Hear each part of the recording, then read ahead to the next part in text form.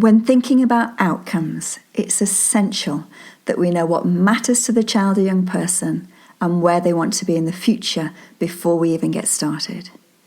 Traditionally, we've tended to develop outcomes for a young person based just on assessed need. For example, Sarah's statement mainly dealt with her difficulties in hearing and her behaviour in class, not taking into account her wish to make more friends or be part of a team for sport.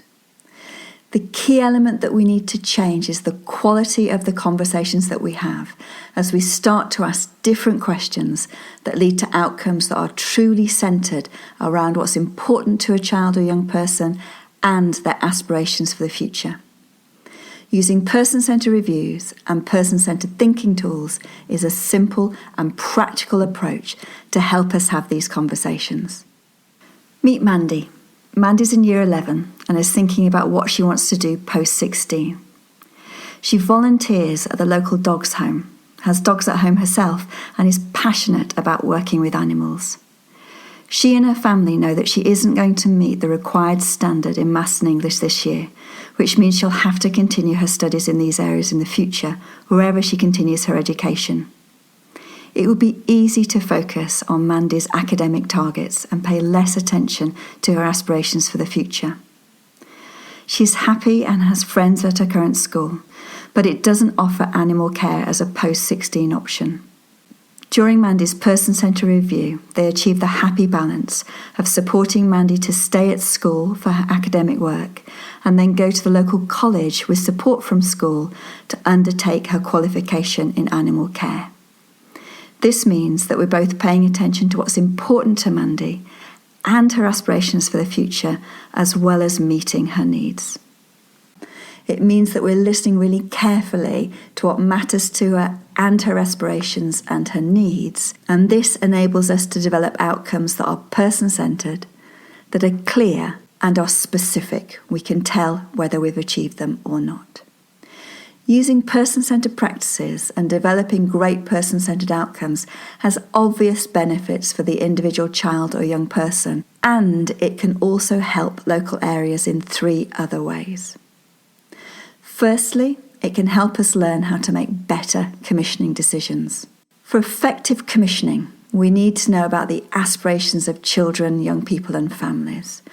We need to know what the outcomes are that they're moving towards and what is and isn't working for children and young people now. We can use person-centred reviews to gather this information, and many education, health and care plans also contain information about what's working and not working from different perspectives. The Working Together for Change process enables us to collate this information in a co-produced and very real way in order to inform local commissioning strategies. In one area, the Working Together for Change process was used to help colleges design and plan the sorts of courses that young people with physical disabilities wanted to attend in the future.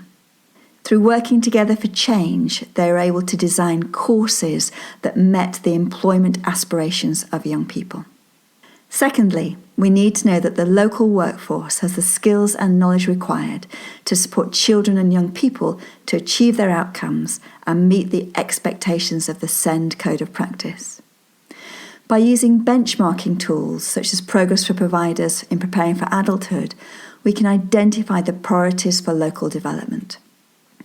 Thirdly, we know that quality provision in schools and colleges relies on all staff feeling confident and competent in supporting children and young people with SEND as well. By using a range of person-centred practices at each stage of a pupil's journey through education, we not only support individuals well, but also ensure we embed a person-centred culture, a culture of personalisation for all members of the school and college community.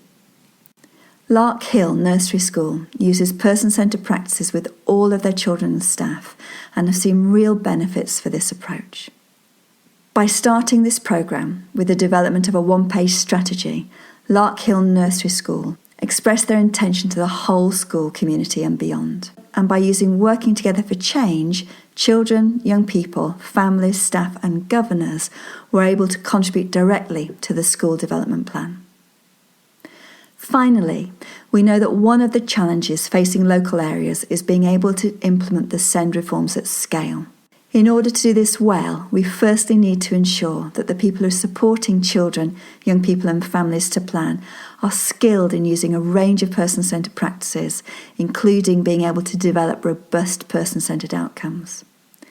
Following on from this, there are tried and tested processes that can be used to support children and young people and families to come together and plan. This gives us the economies of scale of doing this in groups, but still doing it in an individualised and personalised way. In North East Links, a group of young college leavers and their families supported each other, along with professionals, to share ideas, think creatively together, and encourage each other to be more aspirational, as they had the opportunity to share their knowledge about resources and learn together, as well as making concrete action plans. This had the added advantage of being a scalable approach where a group of up to 10 young people and families can plan together across 1 or 2 days and work in partnership with professionals in a time-efficient way. This process is called Planning Live. In addition, the professionals experienced the process alongside the young people and families and were able to develop their skills in using person-centred thinking tools to plan with young people in the future. All round, a win-win for young people, families, professionals, and then for commissioners as well. So, in thinking about outcomes, we have to start by knowing what's important to the young person now, their aspirations for the future, and their assessed need. This is discovered by using person-centred thinking tools and reviews, and leads to better conversations to base outcomes on. Outcomes need to be person-centred, clear, and specific. And good outcomes need to good commissioning, being able to know the kind of skilled workforce you need for the future, a way of thinking about the quality provision that needs to be in place, and how you can do this at scale.